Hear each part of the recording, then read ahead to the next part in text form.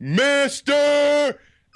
Anderson. He hails from Green Bay, Wisconsin. He is the most dynamic, authentic, eccentric, prolific, dominant pro wrestler on God's green earth under the yellow, blue hot sun. And on a personal level, one of my favorite pro wrestlers of the modern day era. Remember, pro wrestling is real and people are fake. Wait for it. Anderson. And on that chromatic note, we welcome you to another edition of Fourth and Pay, the only football and pro wrestling show to be hosted by an NFL player and a weight loss champion. That right there, rocking the MIC, Redskins defensive end, Adam Carriker. And I hail from Washington, D.C., folks, and Nebraska. Former wrestling announcer, weight loss champion, Chuck Carroll here, and this is Fourth and Pain. Be sure to give the show a follow at Fourth and Pain, where we tweet out new shows such as this one every weekday at 1 p.m. Eastern. Let us not waste any time. Welcome right to the program, the man for which that promo was intended, Mr. Anderson. How are you today, sir? Hey, good, guys. Good to be on the show, and I have to say that really brightened my mood, Adam, because as you know, we suffered a pretty crappy defeat last week. So I'm glad I could do something. I'm glad I could do something to brighten your mood. And the fact is that you know, obviously you're a good sport, and we had a little bet. I don't know if people are aware of this little wager we had going on, but what exactly was the wager? If I won, that Mr. Carriker would have to cut a promo declaring my awesomeness. Which I have to say, he did a damn fine job. I'm telling you there, man. I got chills listening to that promo. I just got visions of you on Thursday nights, Adam. We're speaking with Mr. Anderson here on Fourth and Pain. Be sure to give the show a follow at Fourth and Pain. And before we go any further, first of all, officially on the air, congratulations on the impending twins. I understand that you're going to be a father for the first time. Thank you. Yes. My wife and I found out a couple weeks ago that we're having, we knew that we were having twins for a while, but we just found out that we're having a boy and a girl. So, all right, that's awesome. One of each. Yeah, super excited about that. You know? Dude. Speaking with Mr. Anderson here on Fourth and Pain, let's transition away from dirty diapers. Talk a little bit about wrestling. Big elephant in the room. I mean, we got to ask you right off the bat, man. I mean, what is your current status? Well, currently, my contract with TNA expired as of Friday of last week, but we're just negotiating right now. It's I'm hoping and assuming that we're going to come to an agreement relatively soon, and and I'll be back on Thursday nights. I have no intentions of not being with TNA. I enjoy my time with TNA, and I think that it's a really good time for the company right now. I'm really excited by some of the changes that are going on there and some of the changes that have taken place. I've been pretty happy with, creatively the direction that I've gone in the last month or so. So I'm looking forward to coming back. I felt that I had a good little run there with Bully Ray. Sure. Who, however short-lived it was, but I'd like to come back and hopefully pick up where I left off there. Yeah. So it's just basically, it's the legal stuff, and I've got my agent and my lawyer are working, and they're dealing with stuff, and so I'm just basically sitting back here trying to enjoy some time off and not get too stressed out about things, and Are you going to be taking in those situations? What's that? Are you going to be taking any independent dates while you're kind of waiting to get back in there with TNA, or are you really just going to put your feet up? Well, the nice thing about TNA is that I'm able to take independent bookings as long as it doesn't conflict with the schedule, with my TNA schedule. So gotcha. That's one of the things that I've been sort of kicking around. I'd sort of like to increase my independent bookings And so, I've been sort of putting that out there. I've got an email address set up. If anybody's interested, it's anderson.bookings@gmail.com.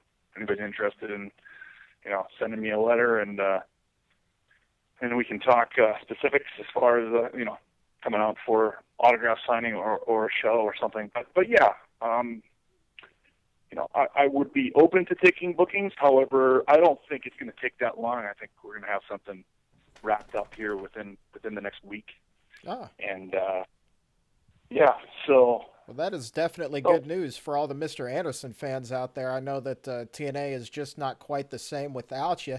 Speaking with Mr. Anderson, by the way, here on Fourth and Pain with Redskins defensive end Adam Carriker, myself, Chuck Carroll. Guys, let's transition. I know, Mr. Anderson, you are a huge Green Bay Packers fan. You guys thoroughly trounced the Washington Redskins just a couple of weeks ago, but you followed that up with a tough loss against the Cincinnati Bengals. Tell me, what team is this? Is this that winning, just going to go out there and kick ass Green Bay Packer team, or is this one that's going to kind of let the game slip away like we saw against Cincinnati? How does the season play out in Green Bay? Well, they got that loss out of the way, and then we had, I thought, a decent showing against the Redskins, and then last week was just, I don't know what the heck happened. So just one of those wacky NFL Sundays, man. But I think the Bengals are a pretty good team. Do you guys think the Bengals and the AFC could make a pretty deep playoff run? Some people are kind of picking them over there. What do you guys think? Yeah, man. After what I saw last weekend, they're looking pretty solid. Honestly, yeah, I'm going to agree with Mr. Anderson on that one. I'm thinking that this is a team that can really compete with the Denver Broncos over in the AFC. I think that that's your potential AFC championship game right there if that's the way that the seedings rank out. I'm really high on this Marvin Lewis squad. They've been due, and I think that this is the year, really, honestly, to get it done. So who are you guys picking NFC then? Besides the Redskins? We can turn it around. Do I have to pick somebody else? Take them off the table. Who else you got? I don't know. You take the Redskins off the table, Seattle looks really good right now. We got time for one final question here on Fourth and Pain, and as is customary, the guest gets to ask it. So, Mr. Anderson, this is your opportunity to ask Adam anything under the sun, whether it be for $1 million or how to properly wipe a child's backside. Now is your chance to ask Adam anything. Oh, okay, Adam. Since we're getting ready to have kids, this is an honest discussion that I've been having with my wife. And this may sound completely crazy because in this country it's a tradition, it's what we do, but we've been sort of kicking around the idea of telling our kids right off the bat that there is no Santa Claus. Wow. Just because we sort of feel that I know it's in some small way it's telling your kid right off the bat that it's okay to lie about certain things. And I remember as a kid when I found out that there was no Santa Claus, I was heartbroken, and then B, I started lying to my parents because I thought that if they knew that I knew, then all the presents would stop coming in. I didn't realize that the presents would, you know what I'm saying? And I got you. So I started lying to my parents. And so we've been kicking around the idea of maybe saying, it's kind of smartening them up and saying, hey, this is a custom that we do in this country, and we can still have all the fun involved, but we're just not going to, I guess, fit to them and tell them that, there's this magic man that flies around. And so what do you think? What's your take on that? What's your advice? My wife and I have had that same discussion, and I have the same exact attitude you do. She didn't want to tell them, Easter bunnies, in their minds, it's real. Santa Claus is real, and reindeer fly. And I was like, my dad simply never said anything. He just simply never said anything. He knew everyone at school would tell me Santa existed. And he told me later on in life, I didn't want to tell you he didn't existed. I didn't want to tell you he did. I let you make up your own mind, and you found out on your own. That's how my dad handled it. I'm with you. I don't want to lie to the kids. Simply the way I handled it as I do with my dad. Because, my wife and I had a discussion. Well, you know how that went. So the kids believe Santa's real and reindeer fly as of right now. So I handle it the way my dad handled. I just don't say anything.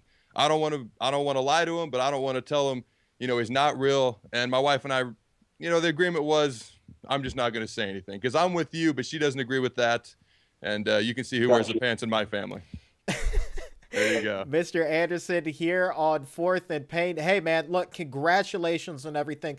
Looking forward to seeing you back in the ring very, very soon. And to you and your wife, man, many, many happy returns. And here's to a happy childhood for the twins, free of Santa Claus.